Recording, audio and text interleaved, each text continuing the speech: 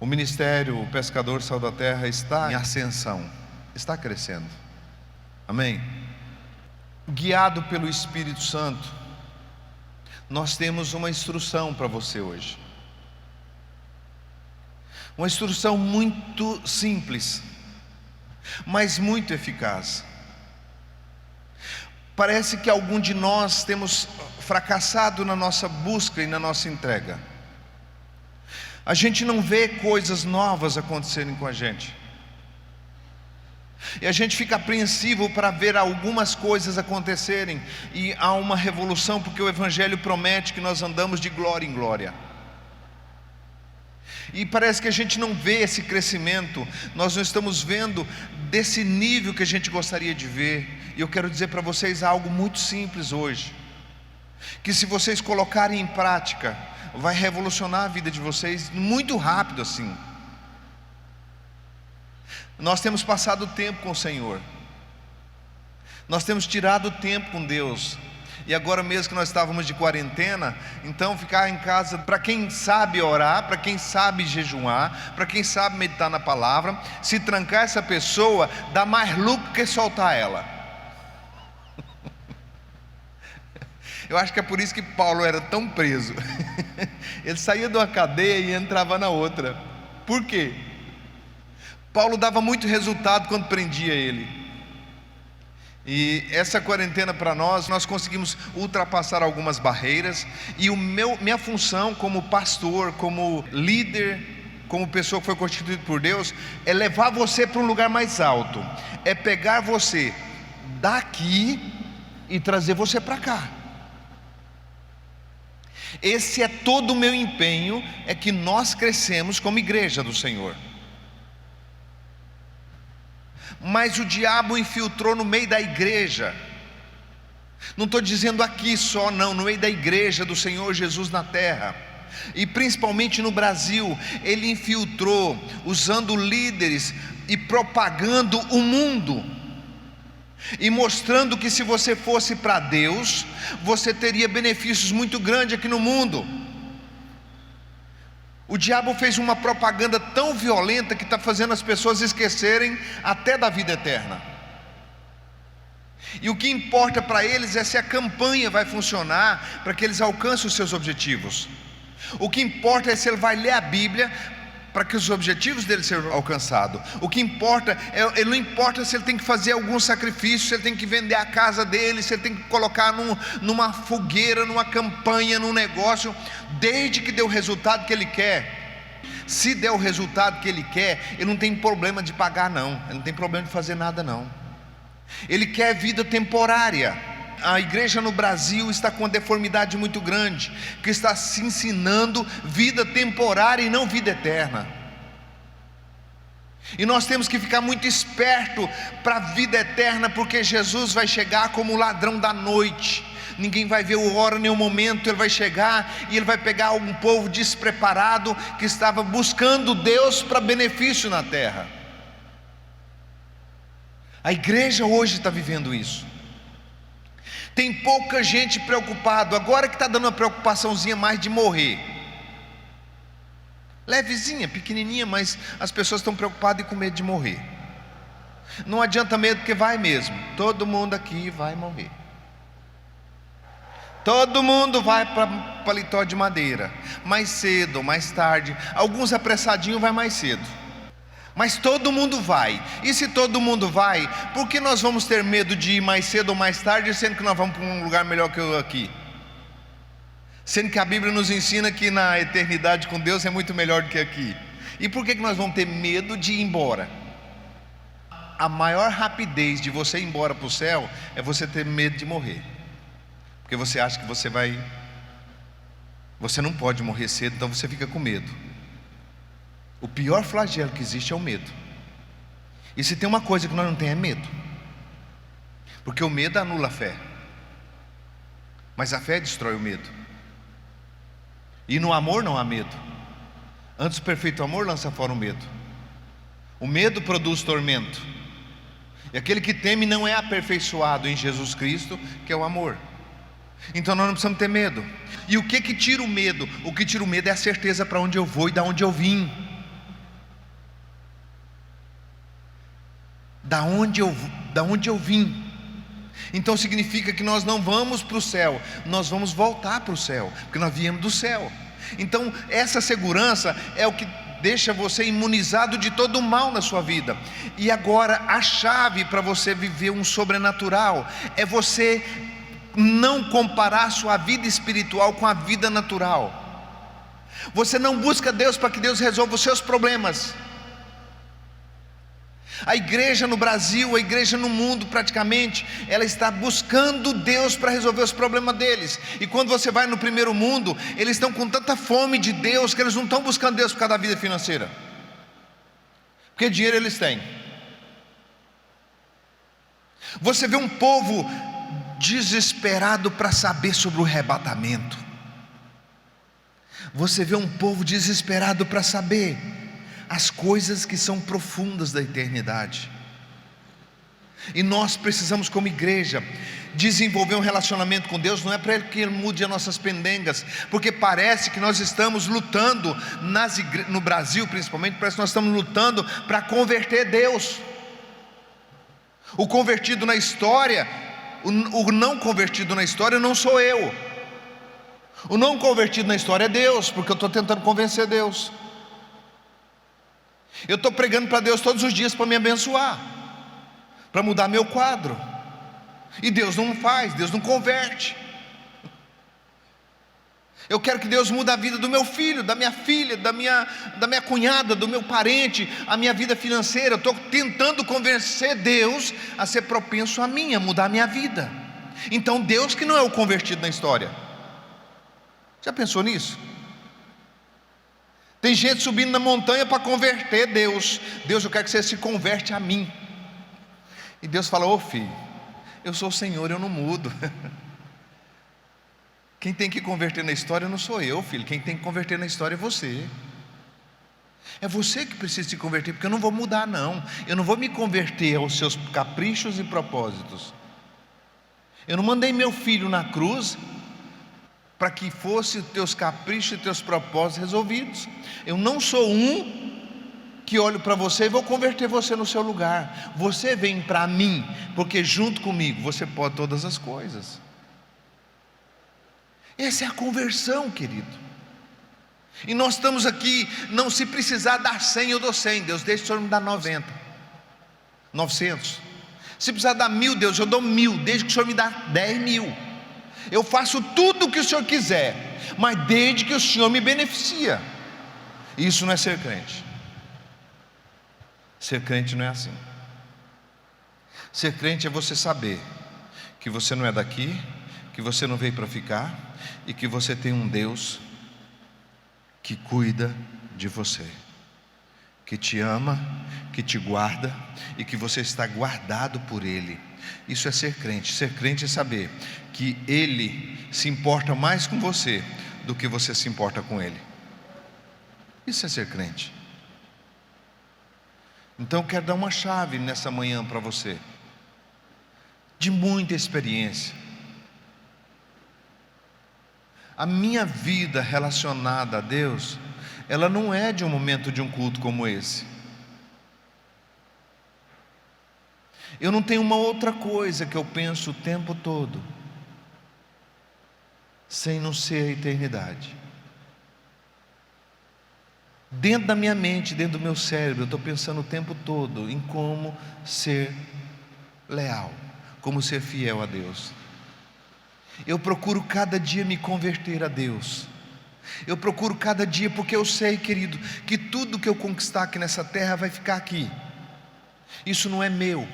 Eu não tenho nada na minha mão que eu possa dizer que é meu, porque a hora que Jesus me chamar assim, o que é meu fica para trás, porque eu não posso levar o que é meu. Então eu preciso me converter a esse Deus, para fazer a vontade desse Deus sobre a minha vida. Eu preciso me alinhar à vontade desse Deus. Então eu não estou aqui buscando uma melhora para a minha vida. Eu estou aqui me preparando para encontrar com o Senhor nos ares, de preferência, mas se não, eu vou encontrar com Ele na eternidade a qualquer momento que Ele me chamar. Então eu não vou valorizar tanto aqui, e eu não vou buscar tanto para cá, sendo que eu não sou daqui, eu sou de cima. E tem uma receita que você vai praticar a partir de hoje.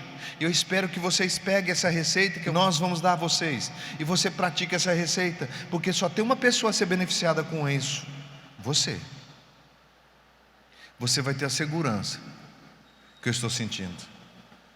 Alguém me perguntou: e agora, o que você vai fazer? Fechou a igreja? Eu falei: não, mas eu não dependo de igreja.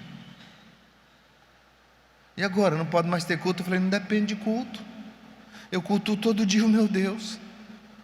Mas e agora, ficou muito ruim para vocês, né? Eu falei: ruim por quê? Não ficou nada ruim não, está tudo muito bom. Porque nós, os crentes, somos o povo mais preparado para as tribulações. Porque se faltar comida, 5 dias para nós de jejum é fichinha. Quem já fez 5 dias de jejum aqui? 5 dias de jejum é fichinha para nós. 10 dias também nós dá conta de topar. 20 dias nós dá conta de topar. Até os 30 nós já chegamos. Então nós não tem medo de passar fome não, porque se não tiver o que comer, nós entrega como jejum e oferta a Deus, pronto, acabou. Se não tiver onde dormir, querido, nós dormimos, nós estamos acostumados em vigília. Nós passamos a noite toda, nós tora a noite toda, nós levantamos de manhã. Tem gente que levanta 4 horas da manhã para vir para cá orar. Então, o que você tem medo? Se faltar comida, você jejua. Se não tiver onde dormir, você passa acordado em vigília. De todo jeito que pegar, nós somos vencedores. Então nós temos medo de quê? Ah, mas se viu o corona, dentro de mim tem um veneno maior que o corona. Dentro de Paulo tinha um veneno maior que o veneno da cobra venenosa. Ela picou Paulo, quem morreu foi ela. Se o corona atacar você, sabe quem vai morrer? Ele. Porque o que tem dentro de você mata ele. O veneno que nós carregamos é o maior antídoto contra todo mal. Nós temos um Deus com nós. Na ilha de Malta, quando Paulo pegou a lenha, que aquela cobra venenosa picou ele, todo mundo da ilha que tinha sido picado por aquela cobra tinha morrido. E os moradores da ilha disseram assim: certamente esse homem é um homicida, esse homem está sendo julgado por algum Deus, porque ele escapou do naufrágio, agora não escapa da cobra venenosa. E eles cruzaram o braço e ficaram olhando. E eu fico impressionado com a palavra de Deus. Querido, eu fui picado por uma cobra venenosa uma vez. Aquele corredor de 100 metros raso perderia para mim o tanto que eu corri. Se coloca uma cobra, mesmo de brincadeira, perto de você, você dá um grito e um pulo tão grande, tão violento. Certeza que você dá um pulo tão grande. Se você passar e ver uma cobra e você passar por ela, mas você dá um grito e um pulo tão violento, você corre mesmo, porque você sabe que ela é letal. E a cobra pega a mão de Paulo. Paulo sai com a cobra na mão, pendurada, e chega até no fogo e faz assim, ó. Querido, olha o que ele fez. Será que esse homem tinha consciência do que é? Tinha. Ele tinha consciência do veneno da cobra, mas a maior consciência ele tinha do veneno dele. Ele disse: você me picou, mas quem vai morrer vai ser você. E você morre no fogo. E sacudiu a mão no fogo, e a víbora caiu dentro do fogo e morreu. E todo mundo dizendo: vai cair, quer ver? Essa cobra mata com 5 minutos. Lá na Austrália tem uma cobra lá que mata com 5 minutos. Se ela picar você, 5 minutos você está morto. E essa cobra da ilha de Malta era essa mesma cobra, que mata com 5 minutos. E todo mundo ficou olhando para Paulo. E Paulo está lá, esquentando fogo, e está lá com frio. Todo mundo viu que ele não morreu. Eu falei: esse homem é diferente. Em Rondonópolis, esse corona que é um espírito, ele sabe que aqui tem um povo diferente. Ele sabe aqui que tem um povo que ora. Aqui tem um povo que edifica a fé orando em línguas. Aqui tem um povo que conhece Deus de verdade. Então, se ele peitar por aqui, ele não vai fazer nenhuma vítima mais, porque ele vai chegar em você e vai morrer. Ele não vai matar, ele vai chegar e morrer, porque em você tem o sangue do Cordeiro, que é o maior antídoto. Por isso que nós precisamos entender que esse não é o maior problema. O maior problema está por vir ainda. o maior problema ainda vai chegar. Essa é só a pontinha do iceberg. Por isso que a chave que eu vou dar para você aqui agora, o iceberg pode ser do tamanho que for. No navio que você está, você passa por cima dele e você não naufraga. Você não vai sofrer naufrágio. O seu barco não vai virar, porque tem alguém dentro dele. Então não se preocupe, não tenha medo de nada, está tudo dentro do controle. Deus está controlando tudo aquilo que você entrega para Ele. Ele sabe tudo que está acontecendo e Ele está prontinho para guardar todos aqueles que crêem nele. Tá bom? Vamos lá na receita? Mateus capítulo 17, verso 1. 6 dias depois, tomou Jesus consigo a Pedro, a Tiago e a João. Ele pegou 3 só: Pedro, Tiago e João. Você pode entender com esse primeiro versículo que o Senhor, quando Ele quer falar com alguém, Ele vai escolher não os mais bonitos, não os mais perfeitos, não os que estavam no meio. Ele vai separar alguém que realmente tem peso para enxergar coisas grandiosas. Ele separou 3. Com certeza, se eu tivesse no meio dos 12, eu queria ir também. Mas Jesus chegou e falou assim: Pedro, vem cá. João, vem cá. Tiago, vem cá. Aí alguém levantou também e falou: não, só os 3. E levou esses 3 para um alto monte. Querido, não é simplesmente um montinho, não. É um alto monte. Quando você está no monte da transfiguração, a sensação que você dá é que quando você olha para baixo, parece que você está dentro do avião. É um monte que da onde eles saíram para chegar lá, no mínimo 5 dias de caminhada. Ali ele foi transfigurado diante deles. O seu rosto estava tão resplandecente como o sol. Queridos, quando a Bíblia diz aqui como o sol, se é como, você consegue olhar para o sol e ficar olhando muito tempo para o sol? Quando você olha para o sol e você tira o olho do sol, leva um tempo que você não enxerga nada. Pelo menos comigo é assim, não sei você. Passa 10 segundos olhando para o sol, depois você olha para outras coisas. A luz do sol faz você não enxergar mais nada. E quando ele transfigurou na frente deles, a luz que Jesus refletia era como que o sol. Eles não viram mais nada. A luz era tão intensa que eles não viram mais nada. Então lhes apareceu Moisés e Elias falando com ele. Pedro disse a Jesus: Senhor, bom é estar aqui. Se queres, façamos aqui 3 abrigos: um para ti, um para Moisés e um para Elias. Como é que Pedro sabia que era Moisés? Jesus não fez uma cena: agora entrando em cena Moisés, desce Moisés.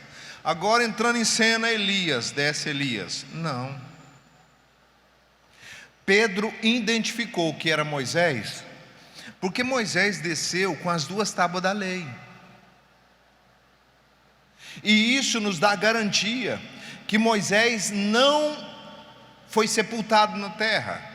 Porque no livro de Judas diz que o arcanjo Miguel, combatia com Satanás acerca dos corpos de Moisés. Porque o diabo queria o corpo de Moisés, porque se ele tivesse o corpo sepultado na terra, ele podia fazer um santo, uma imagem de escultura. Você pode ver que não existe São Moisés. Então ele foi vivo para o céu. Ele foi vivo para o céu porque ele desceu vivo do céu. Elias foi vivo para o céu porque desceu vivo do céu. Então Moisés, glória a Deus, Moisés desceu com as 2 tábuas da lei e disse para Jesus, Moisés dizendo para Jesus: você vai cumprir os 10 mandamentos, que o homem não foi capaz de cumprir. você vai cumprir os 10 mandamentos, e depois que você cumprir, Elias representa a ressurreição de Jesus, depois você vai ressuscitar, vai subir vivo para o céu.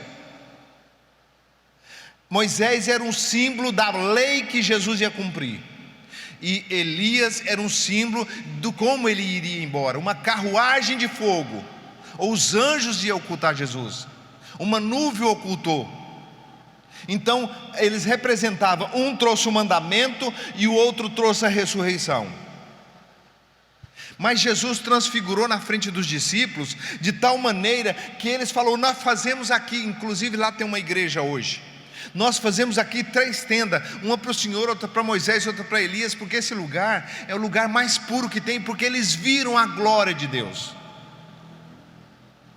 eles viram o sobrenatural ali, e eles piraram a cabeça. Eles viram quando Moisés desceu vivo, e Moisés conversou com Jesus, Elias desceu na carruagem e conversou com Jesus, todos estavam preparando Jesus para tudo que ia acontecer. Mas o que eu quero te chamar a atenção é o resplendor de Jesus, como é que Jesus transfigurou, que o rosto dele parecia o sol. Só que não foi só Jesus que fez isso, que transfigurou. Moisés passou 40 dias no monte, orando e jejuando, Êxodo 34:30, orando e jejuando, e meditando na palavra, ouvindo Deus, tendo face a face com Deus. Quando Moisés desceu do monte, a Bíblia diz que o rosto de Moisés é como a luz do sol. O rosto de Moisés não podia fitar, ninguém podia olhar para Moisés, que corria o risco de ficar cego, porque a glória de Deus, a luz de Deus era no rosto de Moisés, e ele teve que cobrir com um véu, colocou um pano, simbolizando a carne, cobriu aquele véu com a carne, simbolizando que o mesmo fogo que resplandeceu sobre Jesus, o mesmo fogo que resplandeceu sobre Moisés, está coberto pela carne, a carne que é o seu corpo, que está aí agora, porque o Espírito Santo está dentro de você, a mesma luz que resplandeceu.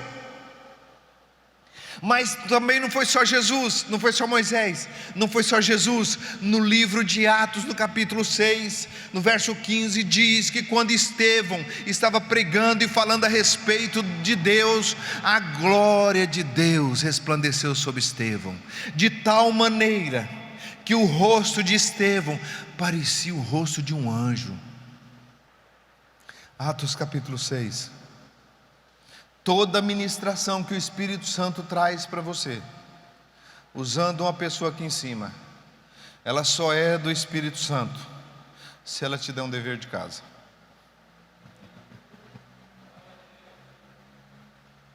Agora, se você não fizer o dever de casa, o pregador ficou isento e você é culpado. E se você fizer o dever de casa, nem o pregador nem você é culpado. Atos capítulo 6. Naqueles dias, crescendo o número dos discípulos, o início da igreja primitiva, naquele dia, crescendo o número dos discípulos, houve murmuração dos gregos contra os hebreus, porque as suas viúvas eram desprezadas na distribuição diária de alimentos. Então os 11 convocaram os discípulos e disseram: não é razoável que nós deixamos a palavra de Deus. O que os discípulos tinham que fazer? Os apóstolos aqui? Não é lícito que nós deixamos a palavra de Deus, não é lícito nós deixamos a oração, não é lícito nós deixamos o jejum para servir as mesas. E olha o que ele disse: escolhe, irmãos, entre vós 7 homens de boa reputação. Diga comigo: boa reputação. E cheio do Espírito Santo. Primeiro tem que ter boa reputação e depois ser cheio do Espírito Santo. E de sabedoria, aos quais constituímos sobre esse importante negócio. Para distribuir alimento na igreja era alguém muito top. Só para fazer um serviço, que era um serviço do reino de Deus, tinha que ser alguém de boa reputação, cheio do Espírito Santo, cheio de sabedoria, para fazer um serviço de repartir comida na igreja primitiva. Não era qualquer Zé Mané não, me perdoe o Zé. Não era qualquer um não, para distribuir tinha que ser homens que eram cheios de sabedoria, cheios do Espírito Santo, para não fazer injustiça. Porque é tanta coisa que tinha no meio da igreja, era tanta coisa para repartir, tantas coisas, era tão próspera a igreja primitiva, que era tanta coisa para repartir, que precisava de homens justos, homens honestos, homens sinceros, pessoas definidas para fazer o serviço do Senhor. Para colocar uma cadeira dessa aqui, nesse lugar que está, não pode ser qualquer um não, tem que ser alguém que é cheio do Espírito Santo, cheio do poder, porque não está fazendo para si. Aqui não é a casa da gente, que a gente coloca de qualquer jeito. Eles tinham um temor tão grande na igreja, e um temor tão, uma reverência tão grande, que os apóstolos falaram: nós não põe a mão nisso não, nós não vamos mexer com isso não, porque isso vai tomar o nosso tempo. Nós temos que ficar aplicados à oração, ao jejum e à meditação na palavra. Essa é a nossa função. E aí vai escolher os homens. Olha que caráter, que nível de homem que tinha. Um diácono na igreja, só que não era qualquer diácono, era o diácono. Era um camarada, que se você ler capítulo 7 de Estevão, você vê Estevão pregando desde Abraão até Jesus Cristo, e anunciando, meditava na palavra, conhecia a palavra, a igreja, todo mundo praticava a palavra, mesmo que não tinha um cargo de importância, e que era simplesmente um diácono. Um diácono é o que? É o que serve na porta, é o que serve no estacionamento, é o que serve na água, no banheiro, nas coisas, é o que serve dentro da igreja. Tem que ser pessoas tão qualificadas e cheias do Espírito. Escolhei para distribuir alimento, escolhei, irmãos, dentre vós, 7 homens de boa reputação, cheios do Espírito Santo, de sabedoria, aos quais constituamos sobre este importante negócio. Isso é importante, em repartir. Mas nós perseveraremos na oração, no ministério da palavra. Este parecer contentou a toda a multidão. Elegeram a Estevão, homem cheio de fé. Ele não estava pedindo um cargo. Quem quer um cargo nunca vai ter. No reino do Espírito não. Você é reprovado quando você almeja um lugar sem valorizar o que você está.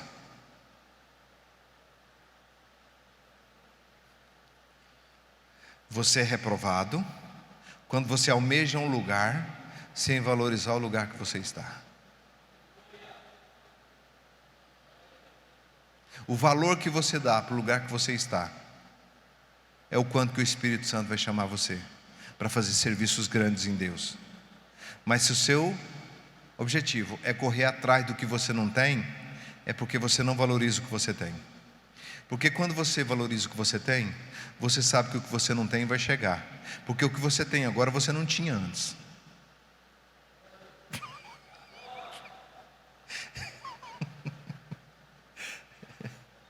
Que tem tu que não tenha recebido? E se recebeste, por que te glorias como se não houvesse recebido? Estevão não estava lá, igual o burrinho do Shrek. Eu, assistiu aquele filminho do Shrek? Leva eu, escolhe eu. Ele não estava lá assim não. Estevão era cheio de sabedoria, cheio do Espírito Santo, estava no meio deles. Todo mundo sabia quem era Estevão. Todo mundo, quando eles falaram, vai lá, escolhe. Vocês, irmãos, escolhem homens de boa reputação. Ele foi no meio da multidão. Sabe quem tinha no meio da multidão da igreja? Quem tinha sentado no banco da igreja, assistindo Pedro, João, Tiago falar? Era um jovem chamado Estevão, cheio do Espírito Santo, cheio de sabedoria, cheio de virtude, muito bem organizado, muito bem reservado e muito bem postado. Ele não tinha uma carência dentro dele, um desejo de ser alguém importante. Ele não tinha nada disso não. Ele já estava satisfeito com a vida que ele estava vivendo em Deus. Se a vida que você está vivendo em Deus não é satisfatória, é porque você não está em Deus, porque quem está em Deus está satisfeito. Quem precisa de mais é porque é um carente. Mas quando você está relacionando com Deus, a primeira satisfação que vem, eu não importa o que eu, se me chama de pastor, de mestre, de evangelista, se me chama de socorro de governo, se eu vou ter dinheiro para contribuir, se eu não vou ter, não importa com nada, importa que eu sou cheio do Espírito Santo. Eu sou cheio do Espírito Santo, eu estou satisfeito, eu estou bem resolvido, eu sou um homem resolvido. A minha comunhão com Deus me deixa resolvido. A minha intimidade com o meu Senhor me deixa ser resolvido. Estevão estava lá resolvido, queridos, não tinha problema nenhum. Aí alguém chama Estevão e fala assim: Estevão, vem cá. Aí se tivesse um profeta lá para falar assim para ele: Estevão, vem cá, você vai subir de cargo, Estevão. E você vai subir tão alto, Estevão, que por causa do seu cargo, você vai ser apedrejado, Estevão. Vão te matar a pedrada. Você quer subir de cargo? Você quer subir de cargo? Tem algumas pedrinhas para jogar em você. Quanto mais alto o cargo, mais eficiente aos inimigos. Estevão levantou e veio. Se eu estava tão quietinho aqui no meu cantinho, meu Jesus Cristinho, lembra da escolinha do professor Raimundo? Meu Jesus Cristinho, eu estava tão quietinho que agora você me chama aqui desse jeito, estava tão quietinho aqui, meu Jesus Cristinho. Chama Estevão. Ministério curtinho, durou pouquinho, mas ele tinha uma vida tão entregue a Deus.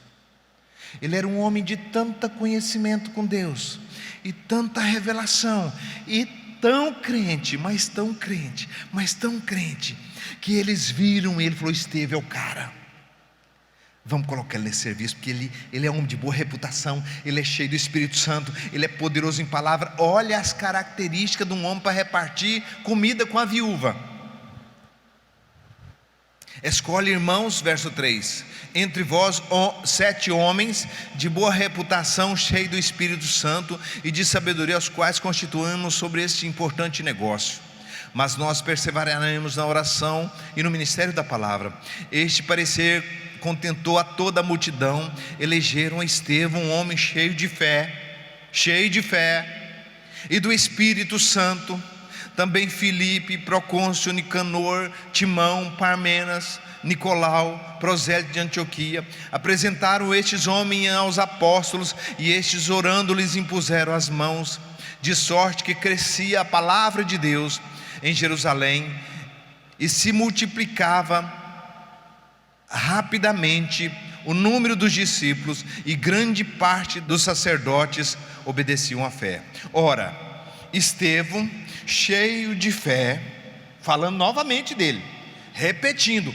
Para repetir isso na Bíblia, querido, num livro desse aqui, para repetir 2 vezes que o homem tinha fé, é porque o homem tinha fé. Estevão, cheio de fé, de que mais?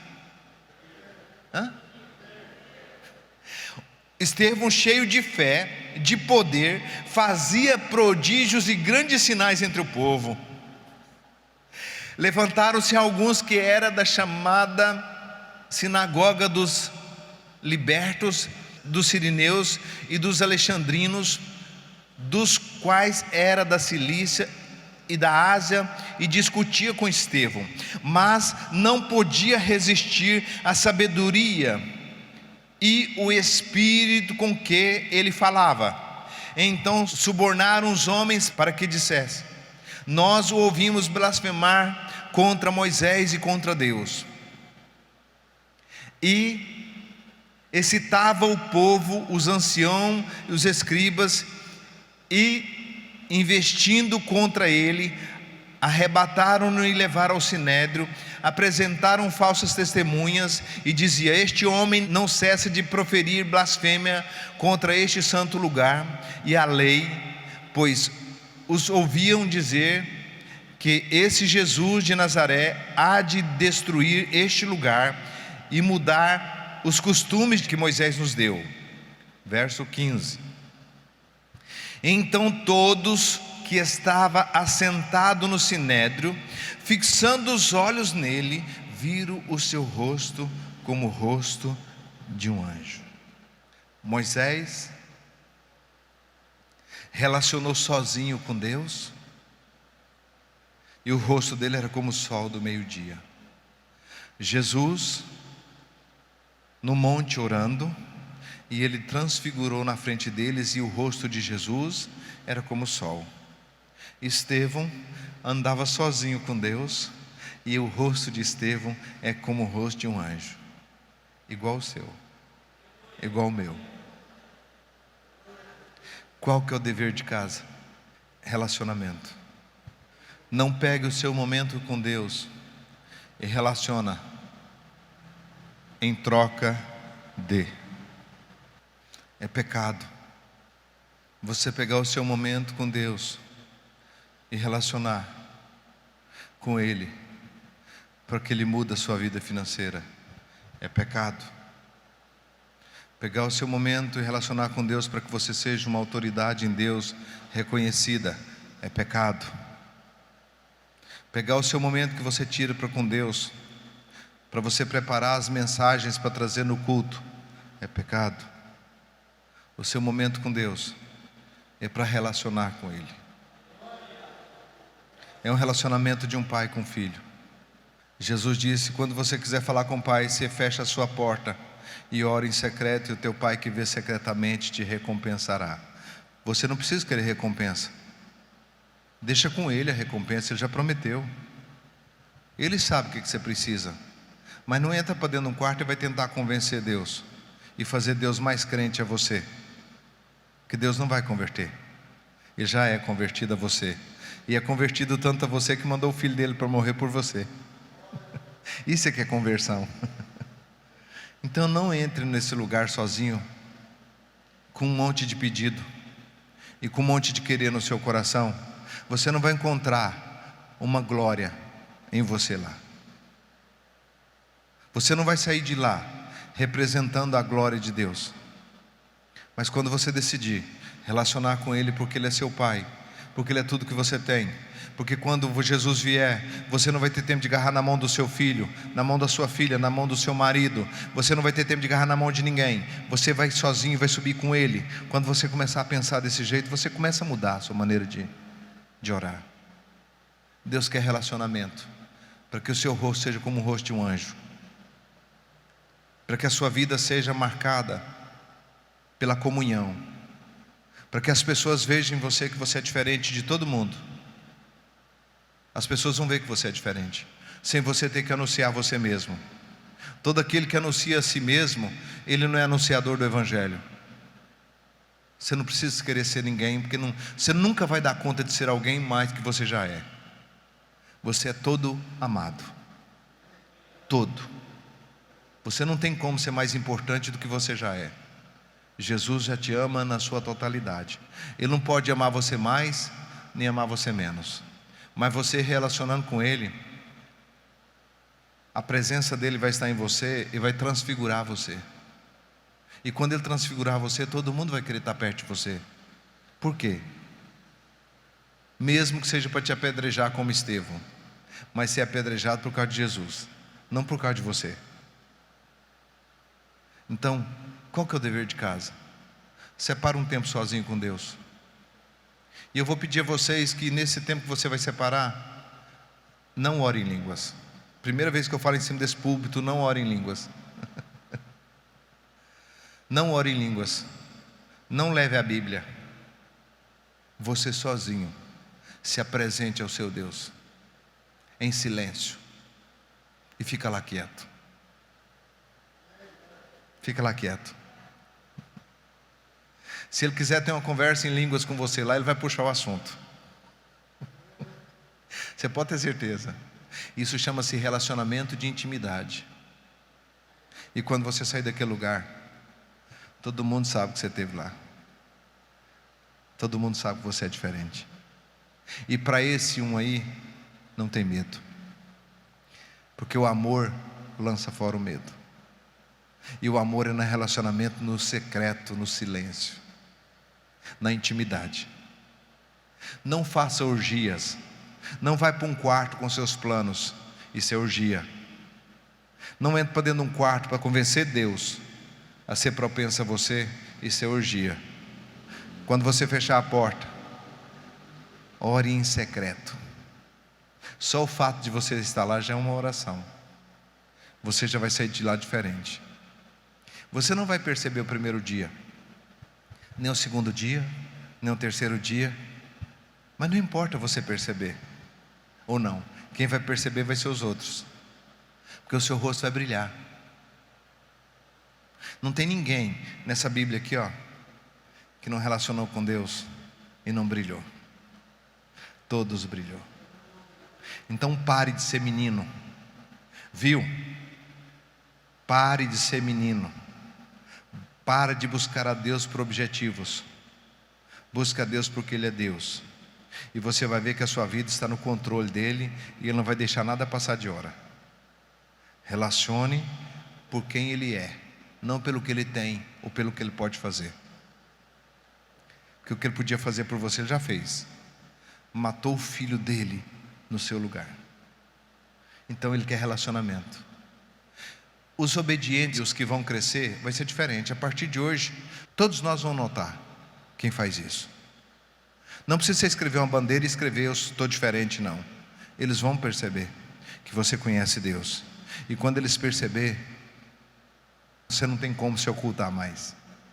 Porque não pode esconder uma cidade edificada sobre um monte. Nem acende uma lâmpada e coloca debaixo do alqueire, mas ela é colocada no lugar para que todos que entram vejam a luz. E Deus quer mostrar a luz dele que há em você, através da íntima comunhão. Então vou dar um comando aqui: meia hora calado. Meia hora calado todo dia na presença de Deus, porque os dias não são bons, os dias são maus, e é o único remédio para que você seja inabalável, para que o que está vindo pior do que o corona não toque você. Meia hora só Deus quer de você, na presença do seu Deus, e o seu rosto vai transfigurar. A praga não chega na sua casa porque ela está acesa a luz. Você é a luz de Deus. A peste anda na escuridão. Que peste que pegava Moisés? Que veneno que matava Paulo? Nada tocava nesses homens. Eles tinham íntima comunhão com Deus. E nós também vamos ter uma íntima comunhão com Deus. Não é para Ele mexer na nossa conta bancária, não. Isso é avareza. Não é para Ele resolver suas pendengas, não. Ele diz que vai acrescentar para você, se você buscar Ele. Busca o reino e a justiça e as demais coisas, eu vou acrescentar para você. Então pare de ser menino. Pare de querer fazer troca, barganha. Eu oro meia hora porque vai me dar unção e me dar edificação. Para com isso. Não adianta nós ficar o dia inteiro blá, blá, blá, blá, orando em línguas, querendo trocar com Deus. Isso é comunhão com Deus, isso é relacionamento com Deus. Imuniza a sua família, imuniza a sua casa. Se ninguém ora lá dentro, tem você que ora. Se você não for luz onde você está, então está tudo danado aí. Tem um problema. Pare de ficar com medo. Pare de preocupar com o amanhã. Amanhã nós já sabemos. Então isso é vida para você, relacionamento para você, para que tenha uma luz acesa. O Espírito Santo está acendendo uma lâmpada hoje dentro da sua casa. Olha para um cantinho no seu quarto, olha para um cantinho na sua casa, olha no quintal, algum lugar, fala, é aqui. E fala para Deus: nós dois aqui. Aqui. Eu quero uma comunhão aqui. E eu não quero começar o assunto. Eu vou ficar aqui plantado. Mas quando eu sair daqui, a sua glória vai estar em mim. Porque eu vou relacionar com meu Pai. Quem já abraçou alguém aqui que saiu com o perfume dessa pessoa no corpo? Já? Primeira coisa que você vai sair de lá desse cantinho é com o bom cheiro suave de Cristo. Todo mundo vai perceber. Todo mundo vai saber que você teve uma intimidade, que você teve um negócio diferente. Mesmo que te apedreje, mas sabe que você tem. Agora, duas coisas: você vai ver o cantinho e você vai ler o capítulo 7 de Atos. para você saber quem era Estevão. Esse é o dever de casa. Você pode ser reprovado e o corona pode entrar na sua casa, se você não obedeceu o que você ouviu. Porque a peste anda na escuridão e você recusou ser a lâmpada daquela casa. Todos não oram, mas eu oro. Todos não querem, mas eu quero. Então eu sou lâmpada na minha família.